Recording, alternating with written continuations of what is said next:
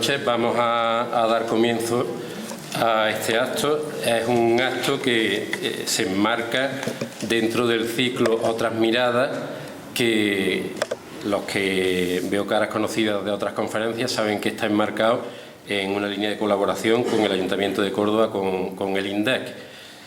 Agradecer en ese sentido la presencia de dos concejales del Ayuntamiento, doña Eva Contador y doña Isabel Bernal, la presencia también de don José María Palencia, en representación de la Real Academia de Córdoba, y la presencia de don Javier Cabeza, que es director de estudiantes de la Universidad de Córdoba. Esta conferencia es la tercera del ciclo en homenaje al 150 aniversario de Julio Romero de Torres. La primera, como saben, la dio don José María Palencia, la segunda, doña Fuensanta García de la Torre, y esta tercera la da don Luis Jaime Brihuega Sierra, profesor emérito de la Universidad Complutense. Para el Círculo de la Amistad es un verdadero lujo poder contar con su presencia y con la presencia de Óscar Fernández, que lo conocerán también muchos de muchas intervenciones en la ciudad. Él es el coordinador de la Sala Vincorsa, que también está participando en la celebración del 150 aniversario. Él va a ser quien presente al profesor y no sé si la intervención tendrá luego lugar a algún coloquio, si hay tiempo, o ya como vaya discurriendo, ¿vale? Sí. Muchísimas gracias a todos por su presencia y tiene la palabra Óscar Fernández.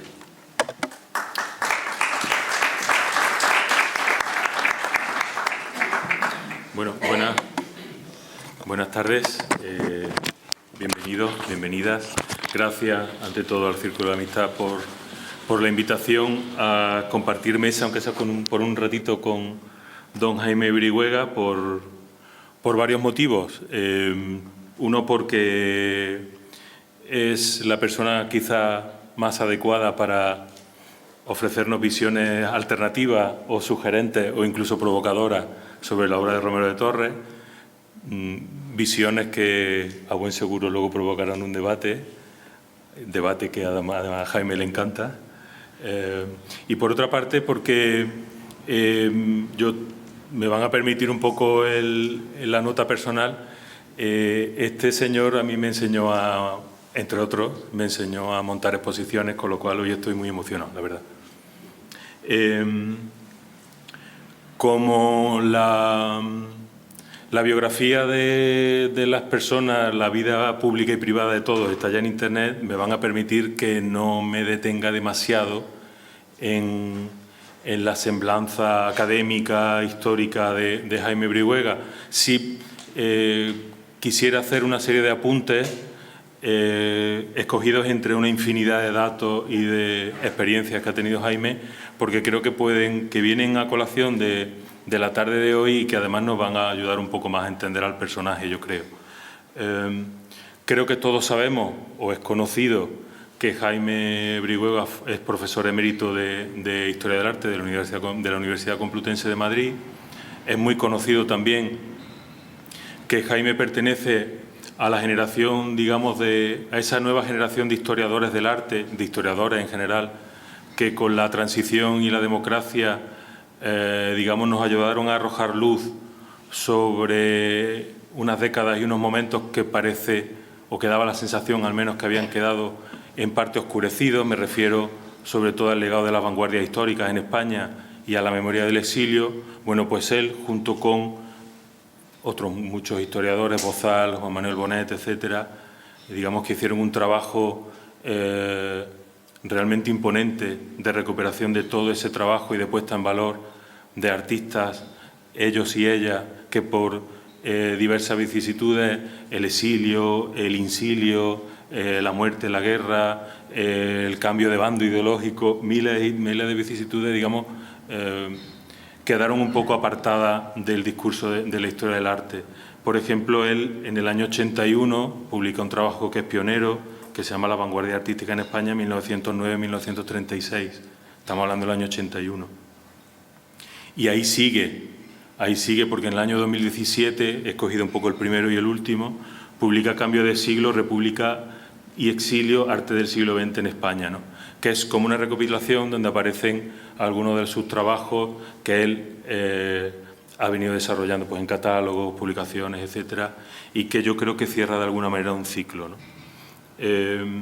Creo que a Jaime Brihuega, entre otros, debemos la recuperación de figuras tan importantes como Alberto Sánchez, como José Renau, figuras que hoy son imprescindibles para comprender la historia del arte español del siglo pasado, pero también a él debemos esas visiones diferentes de figuras como Salvador Dalí, el surrealismo y Romero de Torres, en el que, si me permitís, luego me voy a detener un poquito más. También es conocido, aunque quizás no tanto, porque hace ya un tiempo de esto, este señor, para el que el compromiso político siempre ha sido un argumento muy importante y un asunto muy importante para tratar en su investigación, en su manera de abordar la historia del arte, pues no era de extrañar que él mismo en su biografía también asumiera ese compromiso, y desde el año 85 empieza a asumir cargos de responsabilidad en el Ministerio de Cultura, que culminan en el año 88, cuando es nombrado director general de Bellas Artes del Ministerio de Cultura. Y también es, y si él me lo permite lo voy a mencionar, también habla mucho del personaje que fue cesado 3 años después porque firmó una carta a favor de la paz y contra la guerra del Golfo. Cuando eso pasó, otros directores, otras personas de responsabilidad, entre ellos Estrella y Diego, también dimitieron por solidaridad. Con lo cual, ya vamos un poco tomando la dimensión de un señor que ha tenido poco miedo en su vida. Jaime Brihuega, además, es una persona que ha pasado en Córdoba mucho tiempo y que ha dejado un rastro en Córdoba que yo también quisiera reivindicar. A Jaime debemos, por ejemplo, la recuperación de un artista que hoy todos tenemos en el radar, pero que entonces no lo estaba, que era Horacio Ferrer. Horacio Ferrer es uno de los artistas cordobeses que, por ejemplo, estuvo en el Pabellón Español de la República del 37. Pues Horacio Ferrer aparece en Córdoba en una exposición que se llama 4 cordobeses en vanguardia, que es el comisariado nada menos que en el año 2000. Ahí estaban también Botí, estaba López Obrero y estaba Rodríguez Luna. Luego hace la exposición que yo creo que todos recordamos, que es Julio Romero de Torres, símbolo, materia y obsesión, en 2003, donde realmente, aparte de hacer un proyecto muy ambicioso que involucra casi todas las instituciones de la ciudad, algo que a mí ya solo por eso me da envidia, porque es verdad que era un momento en el que había una colaboración institucional muy estrecha y se conseguían cosas muy importantes. Aparte de, insisto, de por conseguir traer a Córdoba la buena selección y la gran cantidad de obras de Romero de Torres y de sus contemporáneos, también fue muy innovador en su visión, ¿no? Como hemos adelantado un poquito antes, más orientada al entorno del surrealismo, al entorno del psicoanálisis, a aquellos que le rodeaban, que le eran contemporáneos, y un poquito más despegada del siglo XIX, ¿no? Pero es que hizo más cosas. Hizo una exposición sobre Alberto y el Quijote de Kosinchev, que se llama Memoria rusa de España. Y en 2007, que es cuando yo tuve la suerte de conocerlo, hizo la exposición de Mateo Inurri, La escultura de su tiempo, que repetía un poco el planteamiento de exposición de ciudad, varias sedes, colaboración institucional en Córdoba. Otra exposición sobre Alejo Carpentier en la Sala Puerta Nueva, que ya no existe la sala. Y finalmente, hasta donde yo sé, la última exposición fue después de la Alambrada, que, como comentábamos antes, una de las primeras exposiciones con ambición que se organizó sobre el exilio español. Luego, efectivamente, han venido otras, ¿no? Casi todas estas grandes exposiciones se organizaban no solo en colaboración con varias instituciones locales, sino que muchas de ellas era con intervención de Acción Cultural Española, otro emplazamiento, de manera que eran exposiciones que tenían una itinerancia y tenían una vida por todo el país, incluso en el extranjero, ¿no? Y ya por aterrizar un poco a la conferencia de hoy, la presencia de Jaime y el asunto que va a tratar, es fascinante cómo Jaime, fascinante y muy provocador y muy a veces inquietante, déjenme que lo diga, tanto el enfoque que hace Jaime como el lenguaje que utiliza, porque es de las pocas personas que habla de fetiches, que habla de necrofilia, que habla de la fascinación por la muerte, del deseo que no desemboca. Quiero decir que remueve un poco los cimientos de lo establecido, o al menos de la mirada condescendiente sobre nuestra vanguardia, sobre nuestra modernidad, y la entronca con cuestiones que tienen más que ver con conflictos de lo humano, con pulsiones, con complejidades, ¿no? Y a mí me fascina mucho que, aunque lo hemos dicho, algunos de ustedes han estado en las sesiones en algunas de las conferencias que hemos ido, que han sido muchas, que hemos ido organizando este año con motivo del aniversario, se ha insinuado la relación con Dalí, la relación con Buñuel, la relación con el surrealismo, pero es que este señor ha hecho textos dedicados específicamente a este asunto y ha organizado exposiciones directamente de Dalí Freud, por ejemplo, que presentó, creo, en 2021 en Viena, y ahora está preparando también otra para 2026 en el Thyssen, que efectivamente también va a contar con la presencia de Romero de Torres, ¿no? Eso que muchos intuimos y que creo que estamos descubriendo que es un camino por explorar, cuál es la relación de Romero de Torres, no tanto con lo que le precedió, sino con lo que vino después, porque entre otras cosas tenía una relación directa con ellos, un vínculo directo con ellos. Como saben, Dalí fue alumno de Romero de Torres en la Real Academia de San Fernando. Este es el camino que también que intenta explorar Jaime y que ya apuntó en la exposición de 2003. Así que, nada, yo les dejo con él, estoy deseando verlo y estoy deseando ver cómo reaccionamos a lo que nos tiene que contar, que seguro que no nos deja indiferentes. Muchas gracias.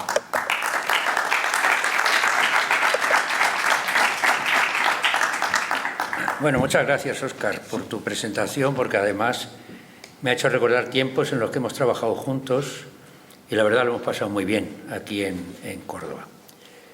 Y bueno,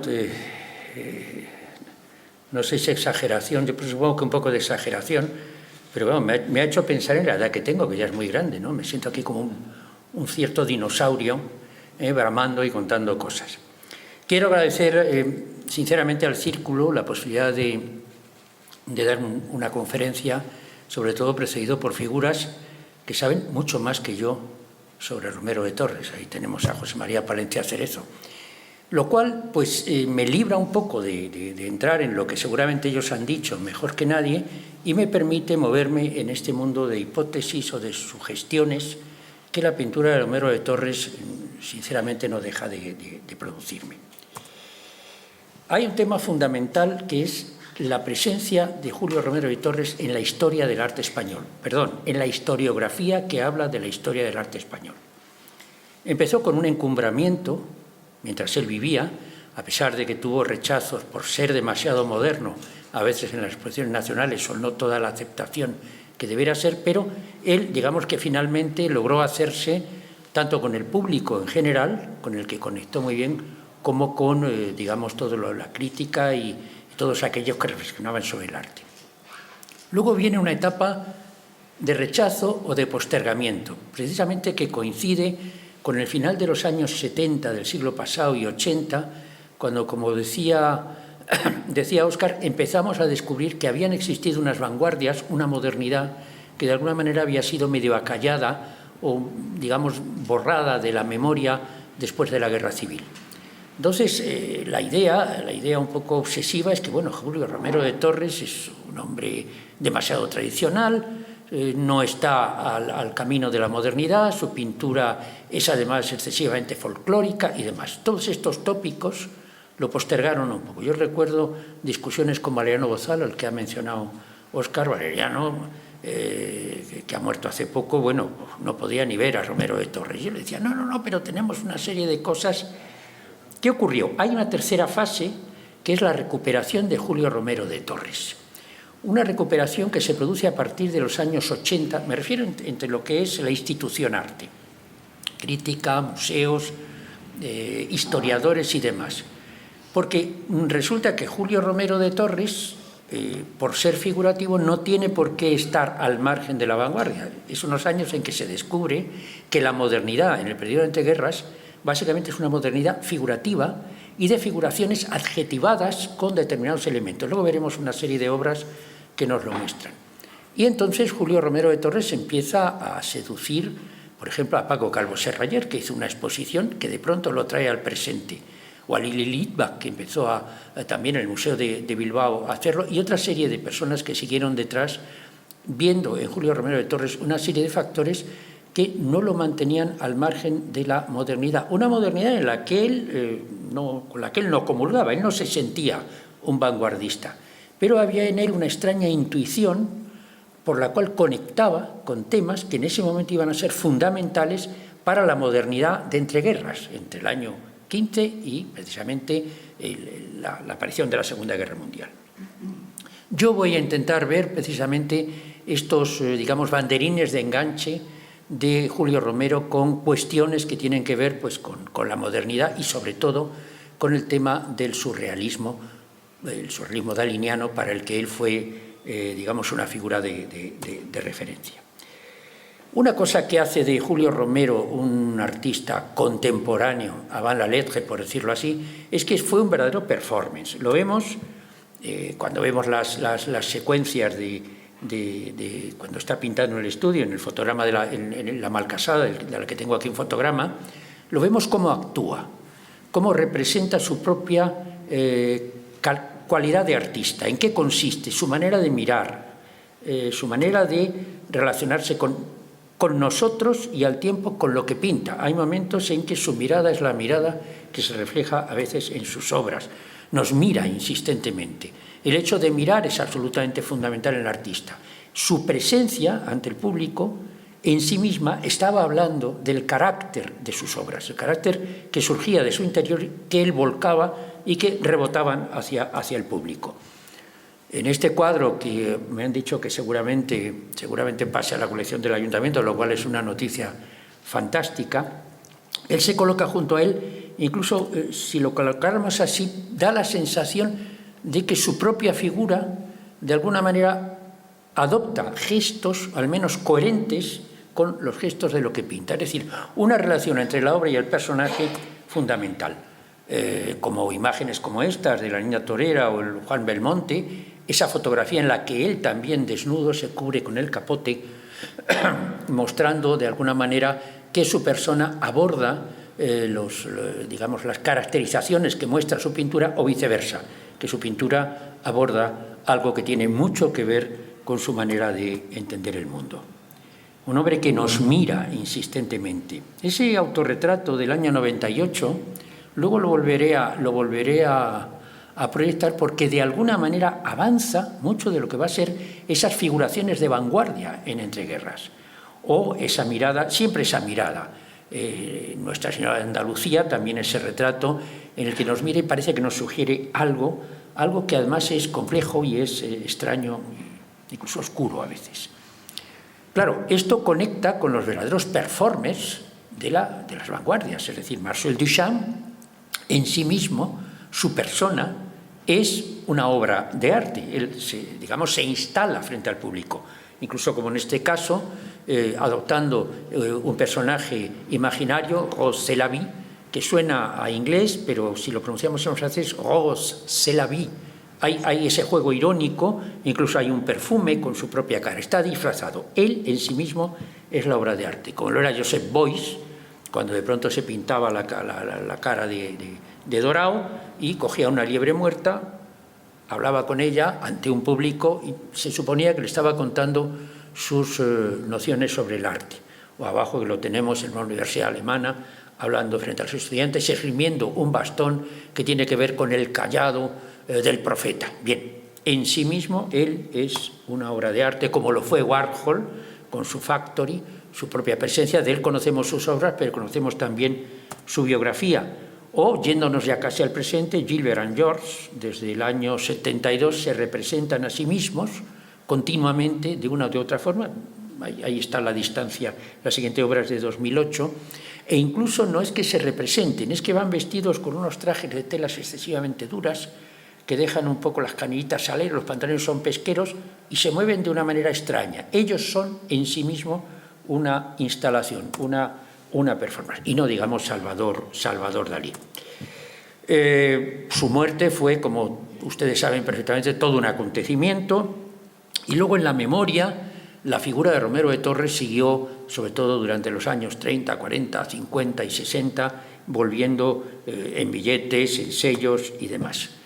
Muchos años después, la publicidad se dio cuenta que había mucha sugestión en las imágenes de Julio Romero de Torres, y en este caso, como un explícito homenaje, vemos que tanto una figura como otra, la segunda Chiquita Piconera, la otra es la mujer con el galgo Pacheco, pues lo están representando. Pero también este anuncio del OEB, voy a invertirlo para ver la relación, voy a invertir a la mujer torera, claramente están usurpando las imágenes de Julio Romero porque las consideran capaces de transportar una capacidad de seducción y de mensajes y de atractivo enorme, que no solo se quedan en la vista, no solo se quedan en el, sino que van mucho más dentro, digamos, despiertan ciertos instintos que la publicidad sabe muy bien poner en marcha. Pacheco, el galgo Pacheco, absolutamente fundamental. La Blancanieves de Pablo Berger del 2012 hizo muchas, digamos, referencias al mundo de Julio Romero, y concretamente el personaje de Maribel Verdú con el galgo tiene que ver con cosas que conocemos. Voy a intentar situar la figura de Julio Romero de Torres dentro de un tetraedro, es decir, esa pirámide de 4 caras, para ver cuáles son esas facetas a través de las cuales él se manifiesta.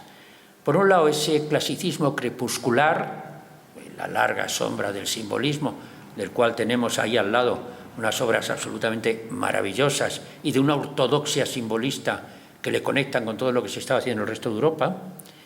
Ese ensimismamiento castizo, y diremos por qué luego ensimismamiento, es decir, esto sería toda la idea del folclore, no solo andaluz, sino explícitamente cordobés que hay en su obra, el efluvio morboso, es decir, que rezuma en todas sus obras, y luego esa intuición de lo moderno que nos llevará a conectarlo de alguna manera concretamente de una manera muy intensa con Salvador Dalí.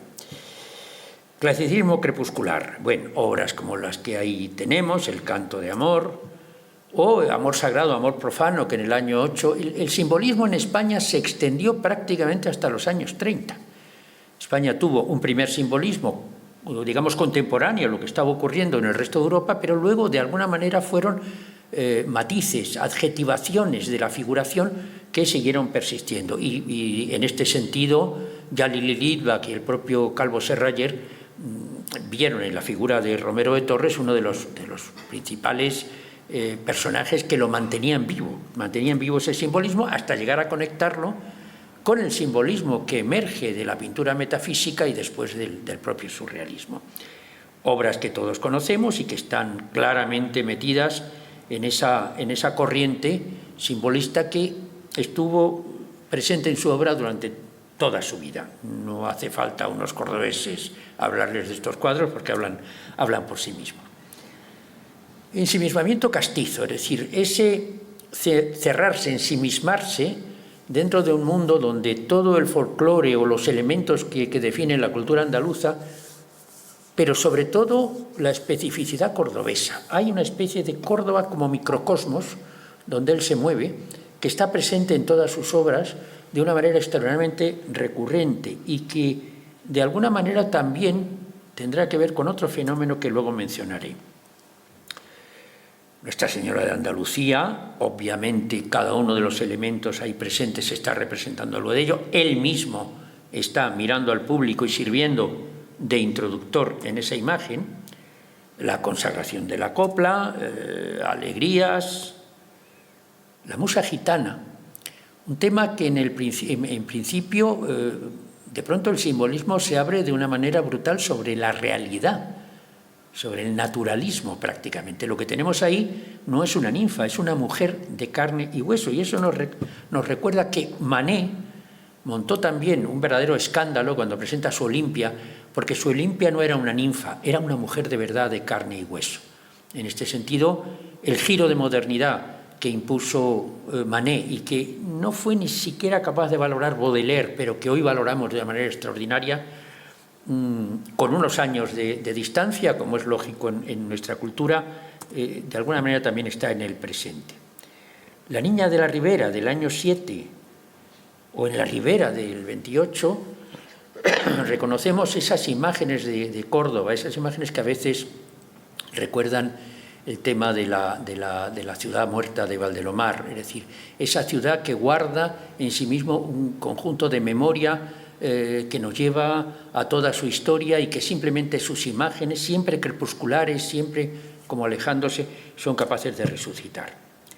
En este sentido, en ese ensimismamiento, en ese microcosmos cordobés, yo de alguna manera veo una relación con algo que también hizo Monet, cuando de pronto se encierra en Giverny y sencillamente espera que pasen las estaciones, las flores entren, salgan, aquello cambie, el agua, de pronto los reflejos, se empieza a confundir el reflejo con la realidad y bueno, lo que pasa es que en aquel momento Monet lo que hace es prácticamente poner en marcha el informalismo. El propio Kandinsky dijo que era Monet el que le había despertado de su sueño aún figurativo, aún navi, en este sentido. Hasta que casi perdía la vista, se metía en una balsa y pegaba el ojo para ver los reflejos y demás. Es decir, un mundo cerrado en el que, sin embargo, las experiencias eran interminables, como de alguna manera también pasó con Marcel Duchamp, en el famoso Vidrio, la casada puesta al desnudo por sus pretendientes, incluso, es más o menos la traducción que a veces hemos hecho de su título, donde realmente todas las obsesiones y todos los pensamientos de él y solo de él están. Cuando nos metemos en ese cuadro, nos metemos en esa figura, y cuando nos metemos en la Córdoba microcósmica de Romero de Torres, nos metemos en el propio Romero. Esto es importante y en este sentido está muy cerca de la realidad. Efluvio morboso. Las obras de Julio Romero en muchos casos están enormemente cargadas de morbosidad, es decir, lo cual tiene al fondo una línea, un eje fundamental que es la dialéctica eros-thanatos, amor-muerte, placer-dolor, atracción-repulsión.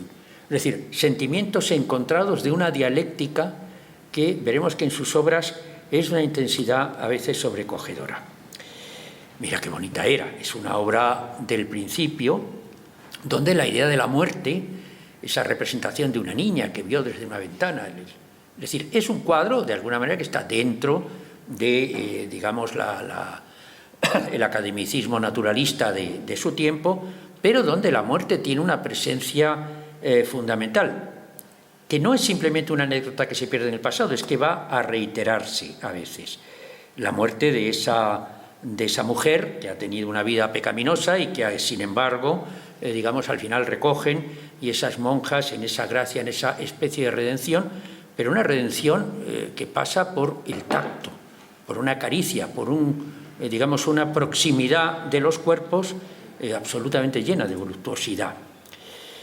En las hermanas de Santa Marina, por ejemplo, si vamos a Freud, en Freud la presencia de los recipientes son en general una alusión al sexo femenino. Yo no digo que no puedo decir algo que es indemostrable, que él estuviera interpretando la literatura de Freud como sí hizo Dalí, pero de alguna manera sí que hay en esa mirada tan insistente de esos personajes que nos atraen con sus ojos, hay dos elementos que de alguna manera estarían representando lo femenino y lo masculino en ese chorro de agua que cae dentro del cántaro y que, por ejemplo, en el caso de Dalí, después era muy claro. Ahora tenemos una primera relación, es decir, seguro que Dalí ha visto, y Dalí representa ese chorro saliendo como en Dalí. Esto sí se puede afirmar claramente, es una metáfora de la eyaculación que surge del ciprés, que es una metáfora del falo erecto, porque el pobre Dalí estaba obsesionado con el tema de su propio miembro, que era pequeño, que tenía problemas para realizar el acto sexual, y toda su vida estuvo dando vueltas en torno a este asunto, incluso en los años 40 y 50, mezclándolo con temas religiosos. Es decir, el sexo y religión en Dalí estuvieron muy presentes, pero es que también veremos que van a estarlo en Julio Romero. Chiquita Piconera es una obra fascinante, pero que aparte de ver la Córdoba microcósmica, de ver un personaje real de Córdoba, de ver un tipo de mujer, una forma de belleza, un tema de atractivo, esas medias, esos zapatos de tacón, de alguna manera siempre están dando este borde un tanto morboso, y casi nos aventaríamos a decir que el badil moviéndose en el brasero también pueda tener un significado. ¿Consciente en Julio Romero? No lo sé, pero es que los artistas no solo transmiten aquello de lo que son conscientes, es que muchas veces son sencillamente transmisores de algo que está en el imaginario, son mediums, y esto en la modernidad se ha producido de una manera muy, muy insistente, La joven Córdoba, en fin, obras que todos conocemos, o esta Musidora cargada de provocación, que de alguna manera tiene conciencia de esa película Le Vampire, película muda, donde Musidora representaba el tema de la mujer fatal, de la mujer vampiro.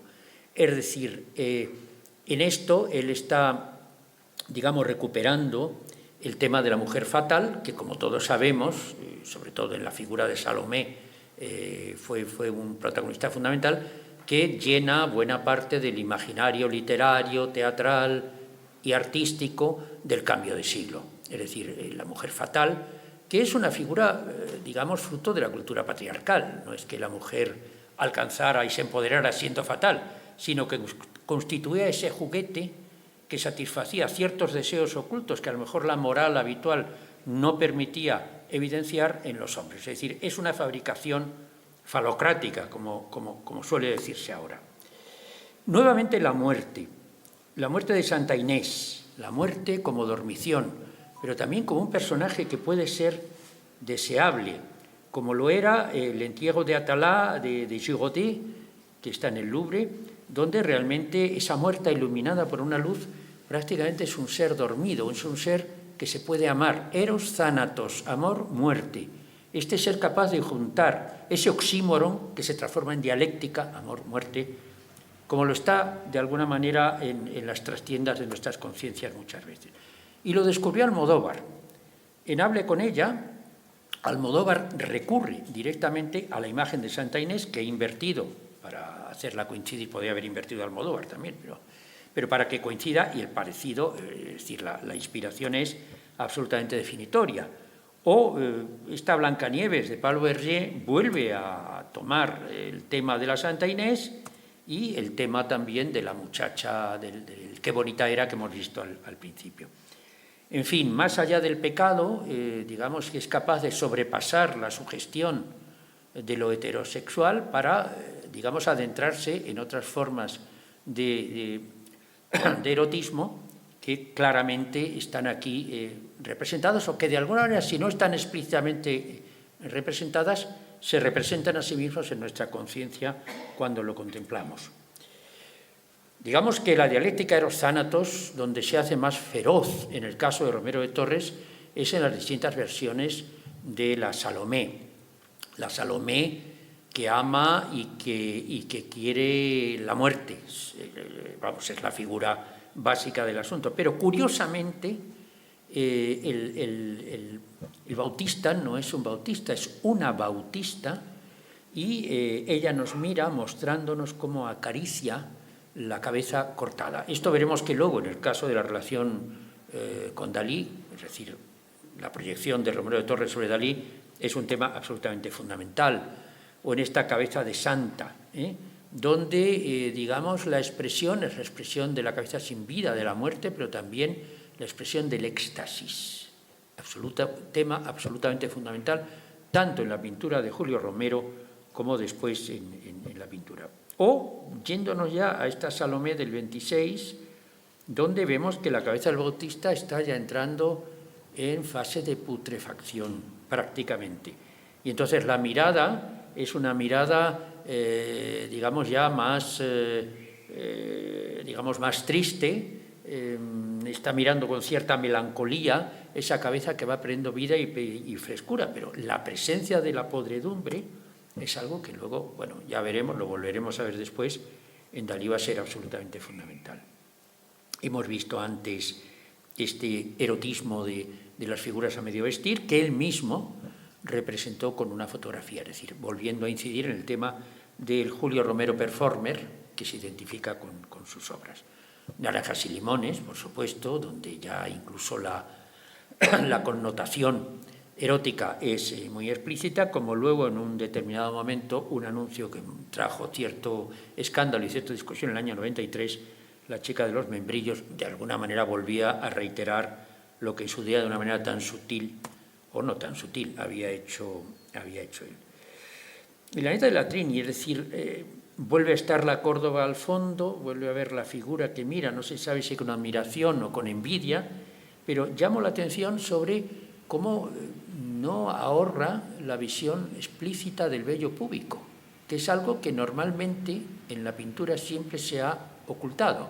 Es decir, podría hacerse toda una historia de la representación del vello púbico donde veríamos distintos saltos y momentos en que sí y momentos en que no. En él hay ese momento de realidad, de carnalidad.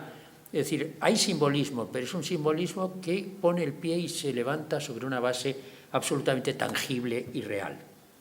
En el poema del Cantejondo, digamos, toda esta idea de Eros Thanatos llega a su máxima expresión.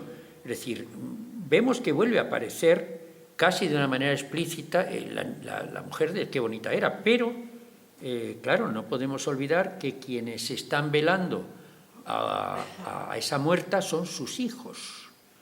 Luego, estamos en el año 29, seguramente la enfermedad ya se ha declarado, hay una intuición de muerte en él. Y delante está todo el Cantejondo, todo ese ensimismamiento castizo que habíamos dicho, nuevamente amor-muerte, Eros Thanatos, y luego Pacheco encumbrado encima del personaje. Es una metáfora de sí mismo al borde de la muerte, pero ¿por qué una metáfora de sí mismo transformado en el inicio de su pintura o transformado en un tema de ambigüedad sexual? Eso lo dejamos a la reflexión. Y volvemos a ver la reiteración de ese personaje, tanto en él, en esos tres elementos, como el que retoma Berger en Blancanieves. Y yendo a Pacheco, Pacheco es algo fundamental, es un compañero fundamental de él, que aparece en muchos cuadros. El galgo es un perro extraño en su fisonomía, en su anatomía, en sus movimientos, y resultó también muy extraño para Salvador Dalí. El cuadro de abajo, La metamorfosis de Narciso, abajo a la derecha, pintado en el 37, fue el cuadro que mostró Dalí a Freud cuando por fin lograron irse con él en su exilio de Londres en 1938. Abajo a la derecha está un galgo, y un galgo que luego veremos está devorando, no sé si se llega a ver bien, ahí chiquitito, está devorando algo que si vemos en el cuadro es pequeño a su vez, es carne podrida. Cantejondo. Intuición de lo moderno. Una conexión no consciente. Él voluntariamente no tenía el menor interés por considerarse un artista de vanguardia o un artista moderno, pero en el momento en que él pinta, a partir de los años 80, cuando la vanguardia sigue siendo importante, pero la vanguardia no fue solo la radicalidad que desembocaba en la abstracción. Empezó a verse que, digamos, la primera línea de la modernidad, entre las dos guerras mundiales, era de carácter figurativo, figuraciones de vanguardia en el periodo de entreguerras, en el fondo coetáneas a lo que estaba haciendo él. Picasso de pronto en el 17 pinta a Olga Koklova, que va a ser su compañera, la bailarina de la compañía de Diaghilev, y entonces él vuelve la mirada hacia Ingres, hacia el pasado. Es decir, trae la tradición hacia el presente. Picasso nos hizo ver que uno de los pintores en el fondo más abstractos que había tenido la historia del arte era Ingres, porque era capaz de deformar un cuerpo, hacer crecer mucho el torso, encoger la cabeza pequeña, sencillamente porque la obra se lo pedía. Es decir, la realidad mandaba sobre el lienzo y digamos, se subordinaba a los intereses incluso abstractos. De Quirico, digamos, abandona de pronto todo lo que había sido la vanguardia geométrica de sus maniquíes y demás, y recupera una figuración enormemente explícita, pero adjetivada, es decir, no es una figuración exacta, está deformado y digamos, nos resulta incluso inquietante. es decir, la figuración inquietante. Eso es uno de los inquietar con la figuración, es uno de los objetivos de esas vanguardias de entreguerras. Severini, que había sido futurista y cubista, de pronto desemboca en esto, en estos retratos absolutamente clásicos. O Achille Funi, ese autorretrato en el que muestra su homosexualidad gallardamente, es un cuadro pequeñito, estuvo puesto hace poco en Mafre, dentro de una figuración absolutamente, una mímesis explícita. O Carnaccio di San Pietro, o Felice Casorati, que forman parte del Novecento italiano, que tuvo una influencia muy grande sobre la vanguardia española, ahora mismo hablaremos de ello, en estas figuras aparentemente clásicas, pero que nos producen una terrible inquietud. Entramos en los restos de una orgía, dopo la orgía, vemos a los personajes casi como si fueran pollos en la mesa del carnicero y nos hacen sentir la vergüenza de estar vestidos descubriendo una intimidad que hemos abordado de una manera traicionera. Es decir, una figuración que despierta sensaciones en nosotros. Carlos Mense, Rimpf, estamos ya en el realismo mágico alemán y la nueva objetividad. Schlichter o Schat, este autorretrato con esa camisa transparente, lleno completamente de erotismo, esta Margot, que es un personaje de los bajos fondos, que sin embargo aparece casi mirándonos como una filósofa. Es decir, Max Beckmann, Otto Dix, Derain, que había sido uno de los artistas fundadores del fauvismo, que había hecho cubismo, de pronto llega a esa figuración explícita e incluso incómoda, y no digamos Picabia, el destructor de todo lo que se le ponía por delante, incluso de la vanguardia. Yo a veces escribí una cosa sobre Picabia diciendo que era una especie de caricia a contrapelo del contrapelo. Si la vanguardia era el contrapelo, él iba al contrapelo del contrapelo. Y entonces en estos desnudos del 44, ya salto un poco más en el tiempo, usa una figuración voluntariamente tosca, voluntariamente inexacta, es decir, parece una mala lámina perdida en un calendario de la tienda más tirada que uno pueda. Busca ese reverso de lo que el canon implicaba, como le pasa a Ernst en este Castor y Pollux, como le pasa a Delvaux en este Pigmalión, como nos pasó en España. En España una cosa muy curiosa, apenas hubo vanguardia destructiva. Entonces, lo que se llamó vuelta al orden en toda Europa, elementos que hemos visto ahora, aquí fue un primer modelo de desorden. Esto es un fenómeno complejo. Pero ahí tenemos a Togores, a un Peinado que todavía no hace cubismo y a un Salvador Dalí. En el año 25, Salvador Dalí está haciendo una figuración que tiene los ojos puestos en lo que se está haciendo en Italia o lo que se está haciendo en Alemania. O Ángeles Santos con esta tertulia que nos inquieta, esas mujeres que muestran todo un mundo interior que pugna por salir, o este extraño accidente de Ponce de León casi premonitorio de lo que fue su muerte. Pero claro, también Feliu Elias, en esta galería de 1928, se está situando en la última línea de modernidad que está ofreciendo Cataluña, después de haber pasado por experiencias cubistas, futuristas y demás. Pero digamos que antes de que todo esto ocurriera, cuando vemos este primer autorretrato, el parentesco formal del lenguaje visual empleado es muy grande. La huella de Romero en Dalí. Este es el asunto clave y de esto, digamos que incluso en la exposición que estoy preparando para el año 26, si es que llego vivo, claro, en el Thyssen, pienso exhibir una obra de Romero junto a una obra de Dalí que luego veremos y veremos por qué.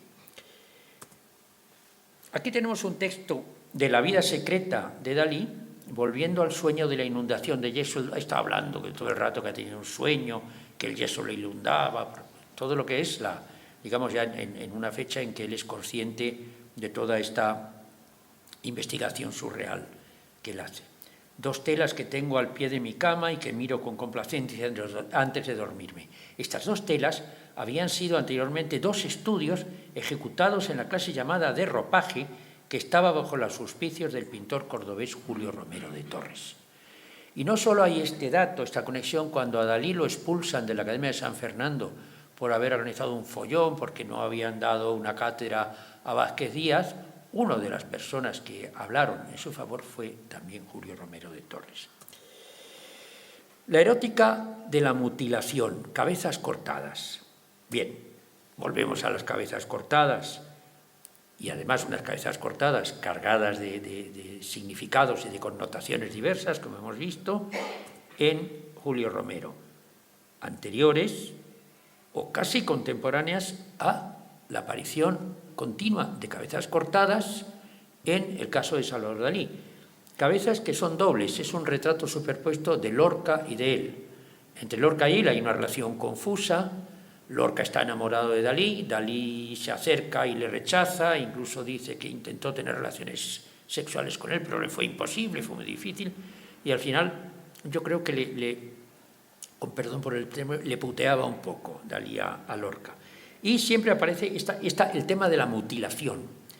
El tema de la mutilación al lado del tema de esa guitarra torcida donde Dalí, que ya está metido en su expresión surrealista, está aludiendo continuamente a la flacidez del pene, una de sus terribles obsesiones.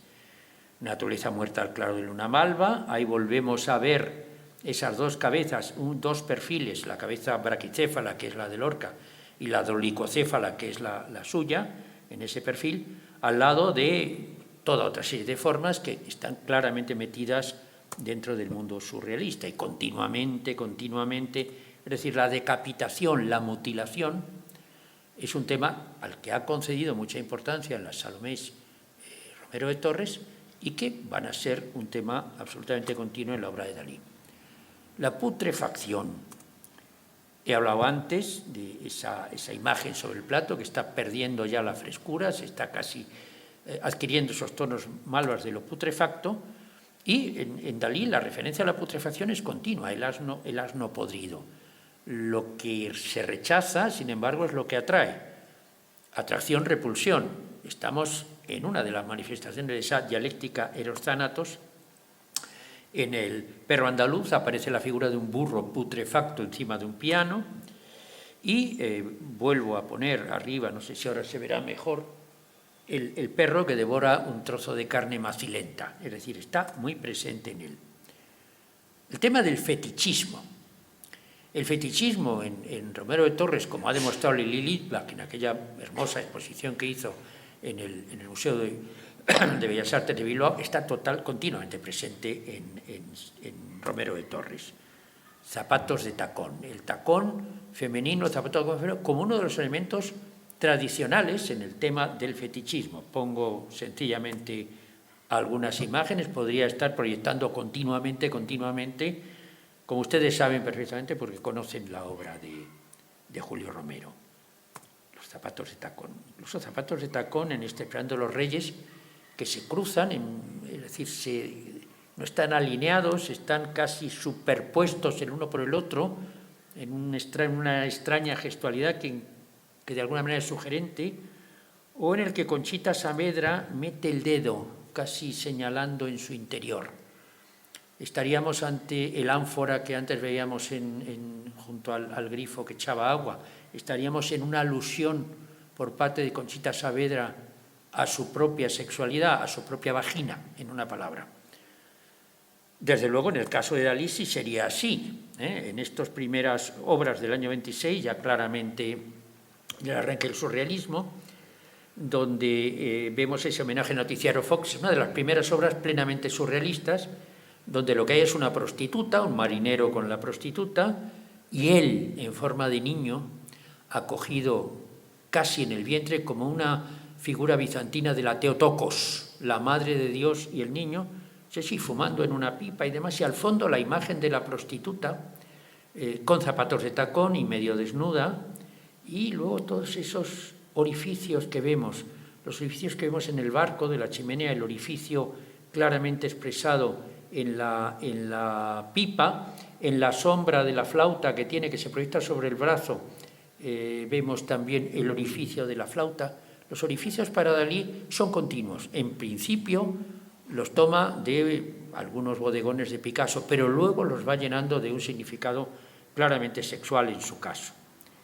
Volvemos a ver en Aparato y Mano, esta maravillosa obra del Museo de Florida, Nuevamente aparece la figura de una mujer, nuevamente aparece el cartabón, la escuadra esa que es una alusión a la obra de Giorgio de Chirico, pero donde el agujero es enorme, es decir, esa obsesión por el agujero que tiene que ver con la vagina, pero tiene que ver también con el ano. No es que yo esté loco, es decir, es que es Dalí el que está absolutamente obsesionado por esto, y si no, consulten ustedes las 4.000 páginas que llegó a escribir y verán las veces que él habla explícitamente de estas cuestiones. Y si saltamos a Dalí, el fetichismo del zapato de tacón, es decir, a un Dalí más avanzado, ya de los años 30, es clarísimo. En esa carretera al fondo, ahí hubo una ampliación, se verá más explícitamente en este otro lado. Es una alusión a la sexualidad femenina a través del fetichismo.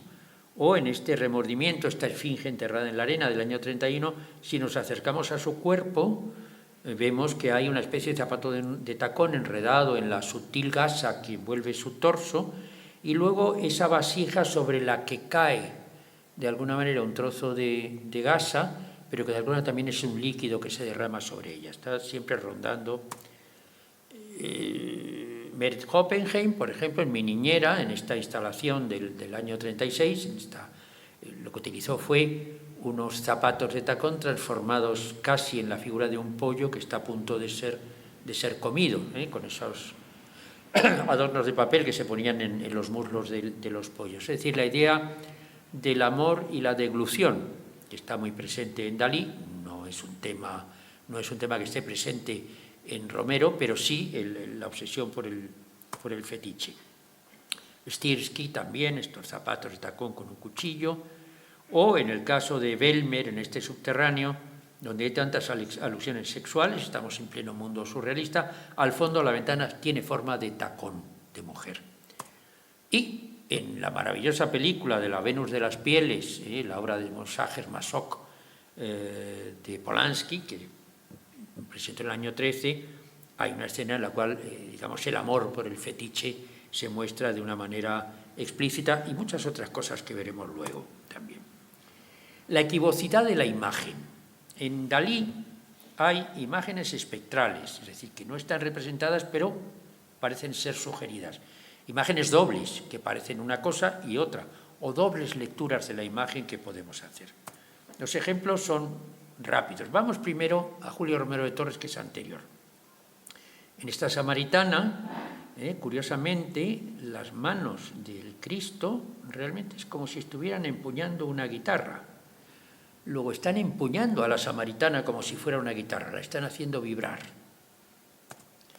En la familia Bessabé, las manos de la mujer, vemos que tienen una gesticulación muy parecida a la gesticulación que un arpista hace. Es decir, habría una guitarra, en el caso anterior, en este caso un arpa, espectralmente representada.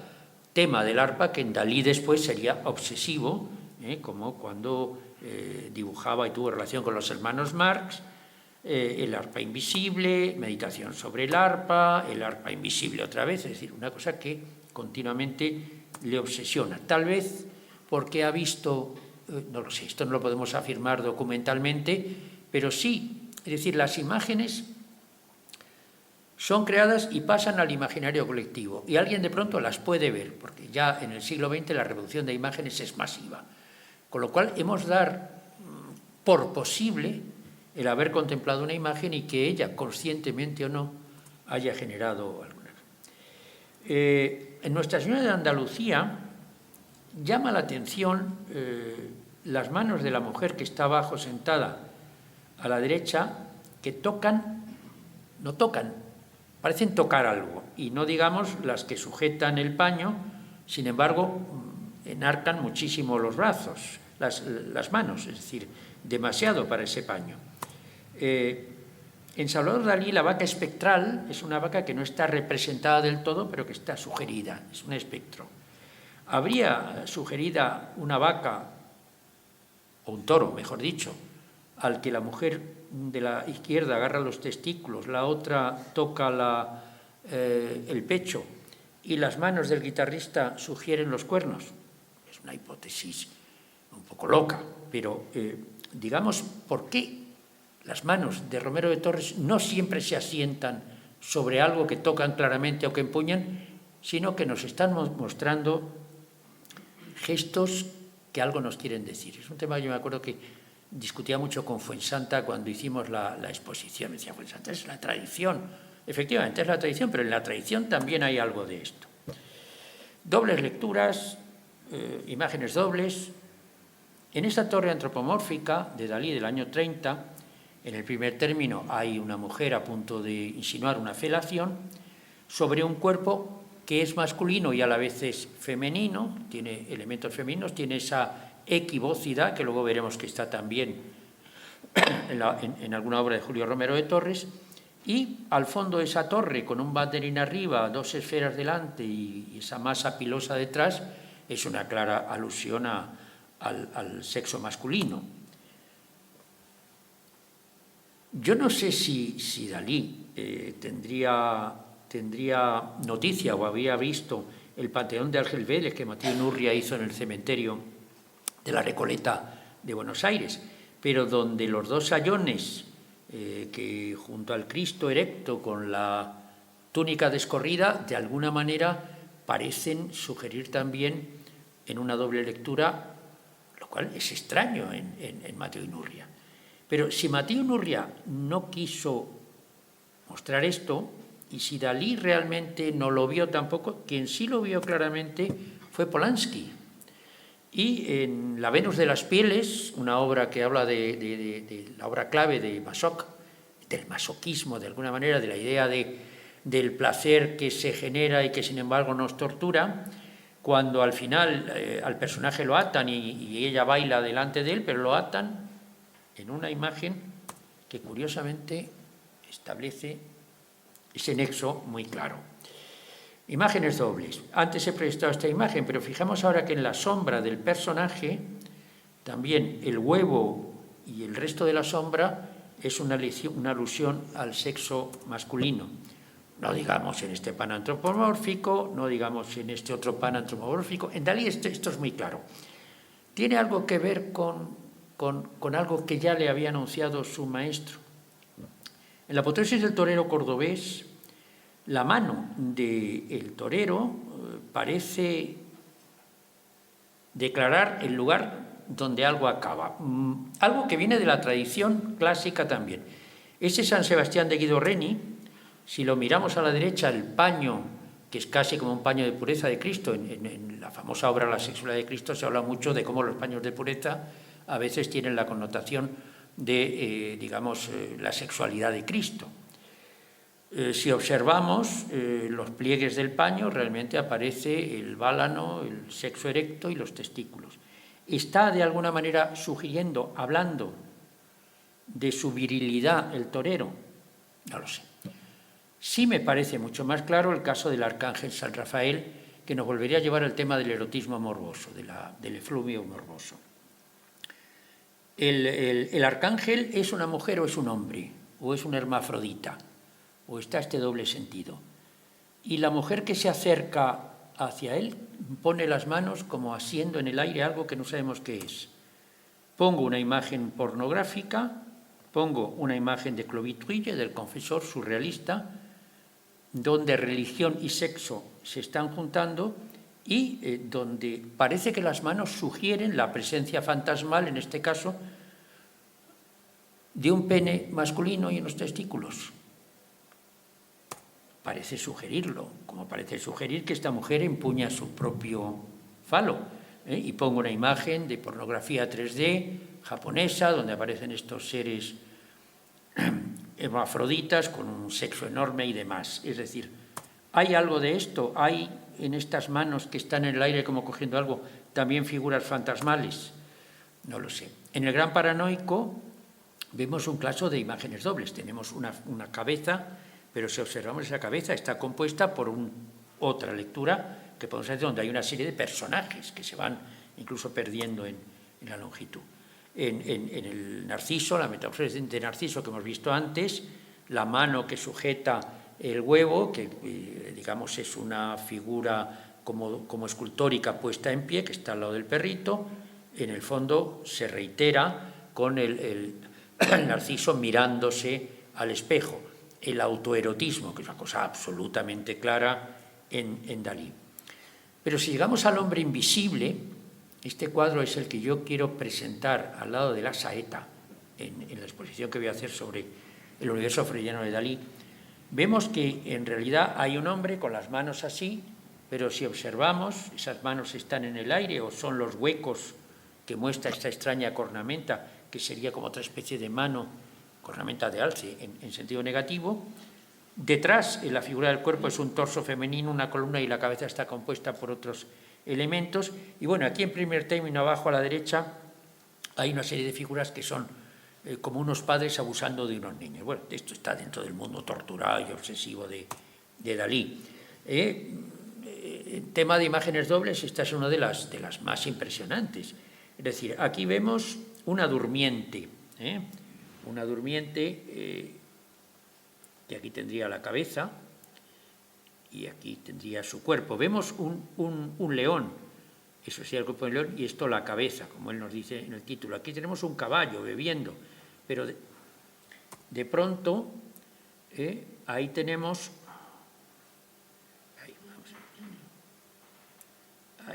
unos hombres empujando una barca.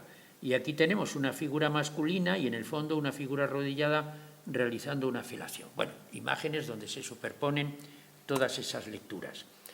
Esto es algo, las lecturas dobles que esconden imágenes de alguna manera subliminales, que se ha estudiado mucho en la publicidad, es decir, la psicología publicitaria lo ha empleado mucho. En este viejo anuncio de servicios que aparece en los años, a mediados de los años 20, si le damos la vuelta, vemos que en realidad aparece como una mujer tocándose la vagina. Se ha estudiado mucho el tema de la cajetilla de Camel, que parece tener en primer término las patas delanteras del dromedario, en el fondo son también como una figura itifálica, lo cual nos recuerda a estas figuras que son las patas delanteras del león en unos casos o las patas traseras del caballo en otro. Camel se movió mucho en esta publicidad de carácter subliminal, de manera que la cabeza del dromedario, en este caso, claramente es un pene y dos testículos. En este anuncio de desodorante, la primera imagen es claramente una imagen femenina, nos vamos acercando y en realidad es la imagen del sobaco, de la axila del anunciado. Es muy famoso, esto no lo he sacado yo, esto sencillamente se mete uno en publicidad subliminal, los ejemplos son de manual. En este anuncio de Coca-Cola, en esos cubitos de hielo, de pronto en uno de ellos, señalado por la línea recta, que está ampliado a la derecha, vemos también una mujer acercando su boca a un pene erecto. O, por salirnos de lo sexual, a veces de pronto en este tejido de Levis, de vaquero, lo que aparece es una serie de musulmanes rezando si lo ampliamos. O en estas gafas vemos que de pronto la palabra sex, que la fotografía de la derecha la resalta, estaba escrita.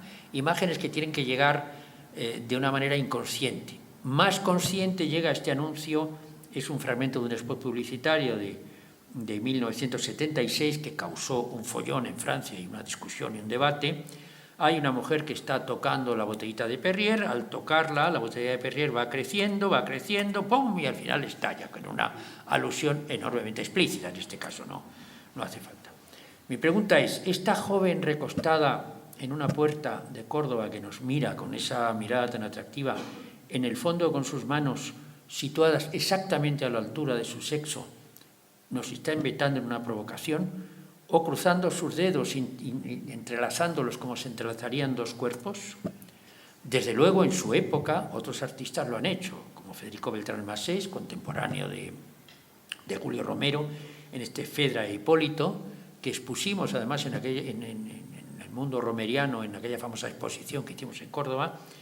Ella muestra una granada abierta que es claramente un ofrecimiento de su sexo al hijastro que tiene, donde está todo el drama clásico que luego Unamuno resucitó.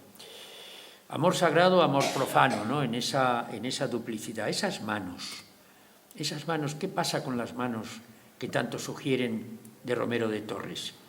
Que a veces parecen cuerpos. En la imagen que hay arriba a la derecha, la mano inferior son como dos piernas con la rodilla doblada. ¿Por qué aparece esa imagen así, que es igual que la que nos muestra él en su autorretrato? ¿Qué nos está queriendo decir? ¿O qué dicen estas manos que también se abren como cuerpos que se muestran? Yo me acuerdo que Fuensanta me decía que estos son, lo toma de la tradición clásica.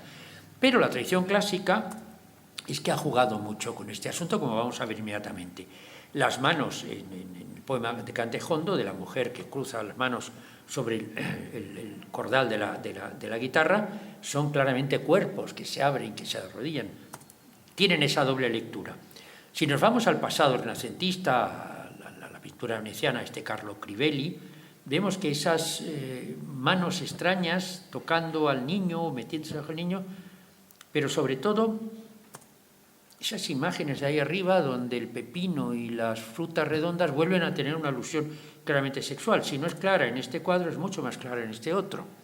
En este otro donde las manos, realmente, las manos que cogen al Cristo muerto, Cristo tiene también una cara que no es solo de dolor, sino que de pronto la Magdalena mete las manos por debajo de Cristo, y la manera de la Virgen de abrir la herida de Cristo, de alguna manera, es una apertura que está sugiriendo una connotación claramente erótica. En el Renacimiento esto es muy habitual. No necesariamente cosas sexuales, es decir, el lenguaje de los dedos, y pongo un ejemplo brutal como es este Cristo entre los doctores de Durero, los dedos casi hablan un extraño lenguaje y está torcido. Juan Antonio Ramírez escribió un magnífico texto en el catálogo de aquella exposición sobre Romero de Torres, donde hablaba precisamente de este lenguaje de los dedos. Lo tenemos en Morales, ¿no? También en la manera, esta manera de tocar que va más allá, no son manos pasivas, son manos activas, son manos que nos están sugiriendo algo. Claro, las figuraciones de entreguerras lo sugirieron directamente. En el caso de Schaz, este artista del realismo mágico, claramente aquí no hace falta decir. De la mano que toca el sexo, por supuesto, pero de la otra mano, donde también los dos dedos centrales serían un cuerpo con las piernas juntas, pero si separan, habría otros dos cuerpos a los lados. La publicidad ha retomado esta cuestión. En esta publicidad de peluqueros, realmente los dedos al coger un mechón de cabello, la publicidad lo hace explícitamente. En esta Salomé de Romero de Torres, la mano que apoya en la parte superior de la cabeza de la del brazo derecho, si la vemos abajo, es claramente la alusión de una figura femenina que se recuesta sobre algo. Y la mano izquierda también mueve sus dedos como si fueran también piernas. De hecho, muy parecido a las imágenes que hemos visto antes de Más allá del pecado. En Dalí, el valor sexual de los dedos, el valor que los dedos tienen como partes completas del cuerpo, pues es continuo, ¿no? Dos figuras en una playa, la mano que vemos a la izquierda, uno de los dedos es el sexo masculino y los otros son el sexo femenino, aquí de una manera clarísima. Es que se fijó Dalí en los dedos de Julio Romero. Seguramente le inquietaron bastante, porque Dalí era una esponja capaz de sacar inspiración de muchísimas cosas. Pero vamos a las manos esas manos así del hombre invisible. Manos que también vemos abajo, que son muy sugestivas en esta figura que hay abajo a la derecha, que la reproduzco y luego la amplío en la parte baja. También los dedos están claramente mostrando esa equivocidad en la lectura como las que nos mostraban los de Julio Romero. Esa mano, vuelvo a poner por tercera vez este autorretrato de Nuestra Señora de Andalucía, sacó en el retrato de su padre, figura que le angustiaba, con el que tiene una relación tremenda y freudiana en el mejor y peor sentido del término Dalí, en la mano que muestra la pipa y la pipa que muestra su orificio. No doy nada por sentado, son hipótesis o por lo menos sugestiones que creo que emergen de su La saeta y el hombre invisible. Aquí sí que ya voy más allá de la hipótesis. En la saeta, una mujer canta, una saeta, con esa cara en la que se envuelve en un sentimiento trascendente de misticismo absoluto y exacerbado, mientras el ciego eleva las manos hacia ella, no la ve, pero la oye, y las manos, y otros personajes. El éxtasis es un elemento fundamental, de esto habló también Lili Lidbach, de todo el erotismo que genera esta figura. El éxtasis, que está en muchas figuras de Romero de Torres, pongo ejemplos que ya se han puesto aquí, es decir, una muerte que sin embargo muestra un gesto que no es de muerte, sino también de placer. Estamos en una denotación absoluta del eros thanatos, que es un tema fundamental sobre el que hubo no hace mucho un congreso del Grupo Vestigio en Zaragoza. Pero es que este fenómeno del éxtasis, tomando fotografías de libros de medicina, impresionó mucho a Dalí, y en este fotomontaje, digamos que incide en un tema que aquí estoy seguro que lo ha visto en Julio Romero, y que vuelve al pasado, es decir, es conocido por todos que el éxtasis de Santa Teresa en Bernini, con la flecha que la hiere, casi como una Danae con la lluvia dorada, es decir, se ha hablado mucho de el erotismo que está en este misticismo, esa idea de lo religioso y lo erótico, absolutamente entrelazados, ¿no?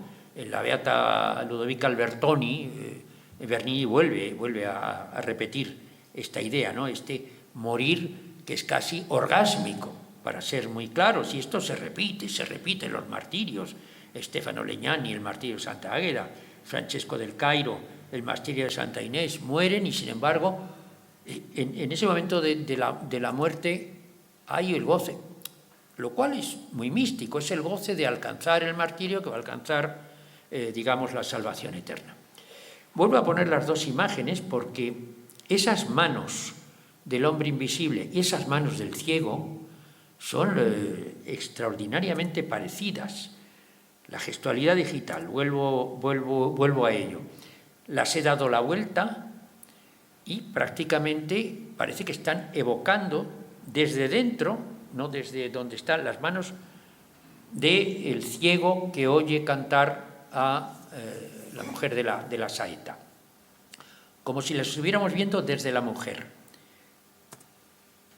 Pero es que luego, en el perro andaluz, alguien que cierra los ojos y se vuelve ciego, de pronto parece que cree tocar los pechos o las nalgas de una mujer, mientras de su boca resbala un extraño líquido. No la ve, pero la siente. Interpretó Dalí que el ciego en realidad estaba como queriendo tocar la maravillosa voz de aquella mujer que no podía ver. Yo creo que hay bastante cercanía entre estas imágenes. Bueno, esto ya lo pongo casi como un detalle puramente anecdótico. ¿Se fijaría también en la muleta, la presencia de esa muleta en la saeta para la continua presencia de las muletas, sobre el cual podríamos hablar mucho, pero nos llevaría muy lejos? Religión y erotismo han estado presentes en la cultura desde tiempos inmemoriales. En este Cristo muerto con ángeles, Rosso Fiorentino, Cristo realmente se mueve en este gesto de éxtasis entre efebos que empuñan las velas como si empuñaran falos. En Holman Hunt, la luz del mundo, en el prerrafaelismo, que está en la base del simbolismo, ese Cristo que ilumina al mundo con su farol, el farol proyecta sobre su túnica, una imagen que, si la ampliamos, sería la imagen de un cuerpo masculino desnudo, mostrando también sus piernas, sus sexos, su torso y su brazo. El simbolismo lo hizo de una manera explícita, como este Calvario de Felicien Rops, donde es un demonio crucificado bajo el que la mujer se pliega, o ese von Keller, el Claro de Luna. Pero también el surrealismo lo buscó André Breton, El huevo de la serpiente, Man Ray, este monumento a Sade, donde la cruz coincide con esas nalgas y muslos de una mujer, O en el caso de Clovis Trouillet, que es un artista que trabajó una serie de imágenes voluntariamente toscas en su figuración, casi de calendario malo, pero que siempre tenían, digamos, un sentido de irreverencia hacia lo religioso. Si vemos esta figura, nuevamente las manos que juntan los dedos muestran un orificio y en este caso la vela pues también tiene una doble lectura muy evidente. Ha seguido hasta nuestros días. Mon Montoya, en la Junta de Extremadura, publicó un libro de fotografías donde, digamos, el tema religioso volvió a juntarse con el tema erótico. Voy a terminar, porque esto nos llevaría muy lejos. Hasta ahora hemos visto Romero de Torres influyendo sobre Dalí. Perdón, Romero de Torres influyendo sobre Dalí. ¿Pudo darse un caso en que Dalí influyese sobre Romero de Torres? Lo que digo no me lo creo ni siquiera yo, es muy aventurado, pero me inquieta. Me inquieta que Viva el Pelo tenga un punto de vista tan parecido sobre la cabeza de la mujer, que es un retrato de su hermana, tan parecido, y como otros retratos que hay. Pero bueno, el pelo de Viva el Pelo es muy compacto, muy geométrico, casi esférico, mientras que el otro nos muestra demasiados pelos. Y además es muy importante en Romero de Torres ese perfil donde vemos la cuenca del ojo, el principio de la barbilla. Aquí vemos la barbilla, pero no vemos la cuenca del ojo. Bien, estoy seguro que Dalí vio este cuadro en la exposición de la Sociedad de Artistas Ibéricos que hubo en el Retiro madrileño en 1925. De esto estoy absolutamente seguro. Hasta que alguien descubrió que el cuadro que Dalí presentó en Ibéricos no era este, o era otro que se ha perdido, o pintó sobre el que presentó. Esto lo descubrió Javier Pérez Segura y lo publicó en su tesis doctoral. Y el cuadro que se vio, que salió reproducido en un periódico de Buenos Aires, en Ibéricos era este, y aquí sí que el pelo es compacto, se contrae la cola de caballo, no llega a ser un moño, pero casi, y el perfil de la cara, el hombro, en este caso desnudo, pero sí también muestra la cuenca del ojo. Así. ¿Pudo tal vez la imagen de haber impresionado a Romero y Romero luego darle, por supuesto, un sentido completamente distinto en su cuadro? Pues no me atrevo a afirmarlo, pero no me puedo callar. Y eso es todo. Muchas gracias.